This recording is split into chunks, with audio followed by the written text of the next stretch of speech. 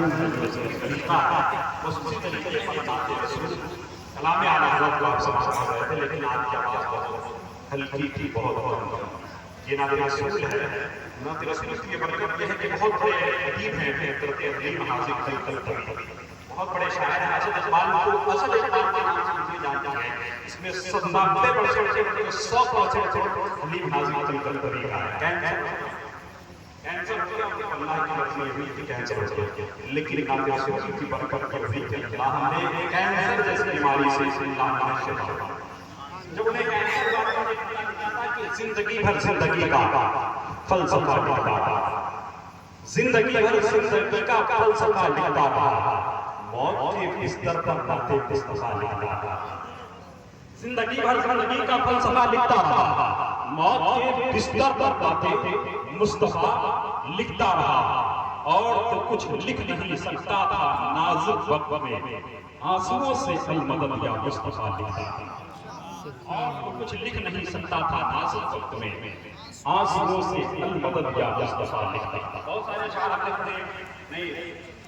اور مدینہ شریف کی عظمتوں کے حوالے سے ابھی تک میں نے کوئی شعر پڑھے نہیں، اگر آپ کی اجازت ہو تو پڑھ دیا پڑھ دوں، بلند آواز سے پورا مدینہ کہتے سبحان اللہ۔ میرے بزرگوں کا مجھ کو سپورٹ کام آئے، یہی ہے آرزو کشتی بھی موٹ کام آئے، مدینہ جانے کی خاطر بنا کے رکھا دعا کرو کہ میرا پاسپورٹ ہو، مدینہ جانے کی خاطر بنا کے رکھا دعا کرو کہ میرا پاسپورٹ کام آئے۔ یہ تو امیروں کے لیے تھا، لیکن فرحان دین مالیگاؤں کے شاعر نے غریبوں کے لیے بھی ایک راستہ نکالا، وہ یہ ہے کہ چکر نہ حج کمیٹی کے کاٹن نہ کوٹ، احسان کیوں اٹھاؤں کسی کے سپورٹ پہ، اللہ میرے جسم میں دو پر لگا دے بس، ہر دن مدینہ جاؤں بنا پاسپورٹ۔ اجمل سلطان کو روضہ رسول کو دیکھنے کے بعد پہلی مرتبہ انہوں نے قطع کہا تھا، جیسے کہ روضہ رسول آنکھوں کے سامنے ہے، اس وقت انہوں نے قطع کہا تھا، کاغذ اٹھانے آئے چشمے پہ کور پر انہوں نے قطع لکھا تھا کہ جیسے کہ روضہ رسول کو لکھا کہ میں واقعی دربار نبی دیکھ رہا ہوں، دیکھیں میں واقعی دربار نبی دیکھ رہا ہوں، یا نیند میں ہوں خواب کوئی دیکھ رہا ہوں، آقا کے تبسم سے چمک اٹھا تصور صدیقہ کے حجرے کی سوئی دیکھ رہا ہوں، آقا کے تبسم سے چمک اٹھا تصور صدیقہ کے حجرے کی سوئی دیکھ رہا ہوں۔ آخری قطع سنیں، وہ شہنشاہ بغداد و ولایت کی بارگاہ میں پڑھتا ہوں، غوث پاک کی بارگاہ میں یہ قطع پڑھنا تھا، بس سرکار خانقی بابا کی بارگاہ میں پہلے تو سن لے کہ بلا آسانی سے نازل کبھی ہو ہی نہیں سکتی،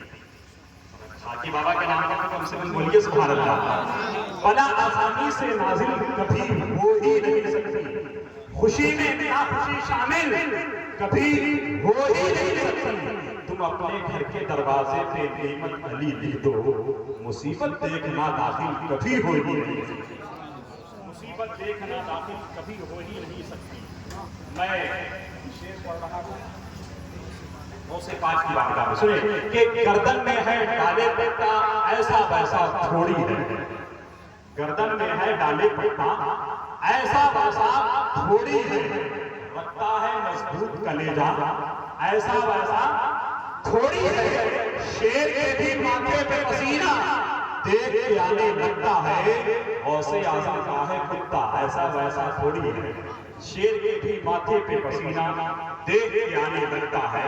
غوث اعظم کا ہے کتا ایسا ویسا تھوڑی ہے، کام بگڑا بہرحال بنا دیتے ہیں، جیسا مفلس رہے خوشحال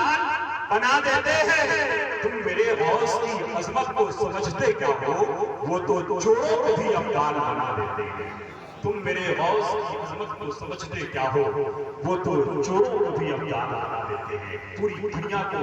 جس ذات مقدسہ نے متاثر کیا ہے اپنی زبان کے ذریعے، اپنے قلم کے ذریعے، جن کے قلم کی دھمک ہندوستان ہی نہیں بلکہ پوری دنیا میں محسوس کی گئی، جن کی کتابیں ہندوستان میں نہیں شائع ہوئی بلکہ پڑوسی ملک میں بھی جن کی کتابیں شائع ہوئی، اللہ کا کرم یہ ہوا کہ وہ ذات مقدسہ کسی اور خاندان کے حصے میں نہیں، کسی اور شہر کے حصے میں نہیں، کسی محلے کے حصے میں نہیں، کسی قصبے کے حصے میں نہیں، کسی ملک کے حصے میں نہیں، بلکہ اسی گاؤں، اسی محلے، اسی خاندان، اسی بستی اور اسی ملک کے حصے میں آئی ہے۔ وہ ذات مقدسہ کوئی اور نہیں ہے بلکہ حضور صلی اللہ علیہ وسلم ماہر روحیات حضرت علامہ الحاج قمرالزمان صاحب گرامی صباحی ہے۔ میں یہ چاہتا ہوں کہ نعروں کی چھاؤں میں استقبال کیا جائے، استقبال کر لیجئے نعرہ تکبیر، بہت ہلکا نعرہ ہے، لیڈر کے نام پر نہ تو قائد کے نام پر، گھر گھر گھر حضور کی آمد کے نام پر ہم کو کسی بھی پارٹی کا مت سمجھو ترجمان، ہم ہاتھ اٹھا رہے ہیں محمد کے